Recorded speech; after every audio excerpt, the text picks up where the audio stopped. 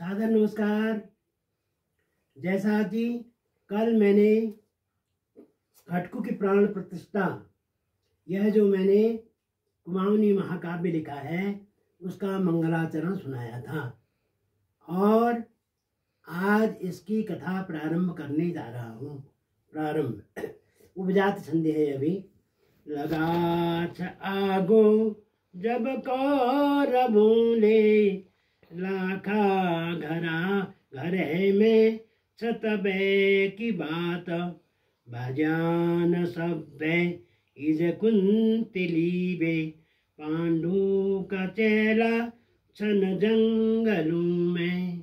यह उस समय की बात है जब कौरवों ने लाक्षागृह में आग लगाई थी। कौरवों ने लाक्षागृह में आग लगाई और पांडुपुत्र यानी कि युधिष्ठिर, अर्जुन, भीम, नकुल, सहदेव सब जो हैं कुंती के साथ घने जंगलों में गुप्त रूप से चले गए थे। यानी कि एक सुरंग बनाई थी, उस सुरंग के मार्ग से दूसरे जंगल में निकल गए थे। अहो, यह कथा सभी को पता है। अहो थकी ज्ञान सबे विचारा, हिटी हिटी वे रकुमार्ग में या, से ज्ञान सभ्य फुल वृक्ष सेला, भीमे छोड़ी बे युधिष्ठिरादि। अब उस सुरंग के रास्ते चलते चलते जो है बहुत दूर दूसरे जंगल में पहुंच जाते हैं और थक जाते हैं। चलते चलते उस बुरे यानी पतले मार्ग से, सुरंग के मार्ग से जब जाते हैं तो थक जाते हैं। सभी भीम को छोड़ करके सभी पांडव वहां पर एक वृक्ष के नीचे सो जाते हैं, क्योंकि थके होते हैं। भीम जो है चौकीदारी में तत्पर रहते हैं और कुंती सहित सभी पांडव जो हैं वहां सो जाते हैं। न दूर ये है बस पास में हो, हिडम्बरूचो भगनी सितय हो, सारली बे ठुल साल पेड़, दरुन रूप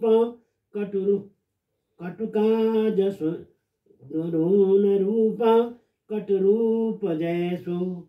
इसी वृक्ष के नजदीक में एक बहुत बड़ा साल का वृक्ष था।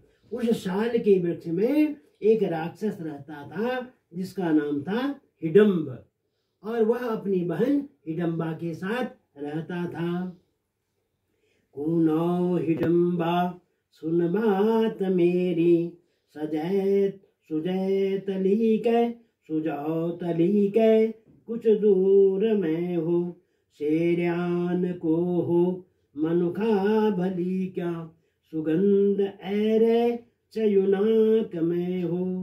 यानी हिडम्ब ने देखा कि एक वृक्ष के नीचे कुछ लोग सोए हैं, तो उसने अपनी बहन को बुलाया, कह रहा है कि हिडम्बा देखो तो सही, उस पेड़ के नीचे कुछ लोग जो है, कुछ मनुष्य सोए हुए हैं, उन मनुष्यों की सुगंध मेरे नाक में पड़ रही है ज्ञान बहुत है दिन आज बैना, मासून खायो मनुखी जनू को, बाहर आ गए समझी लिए हो, घरे हमारा कसी प्यारी प्यारी।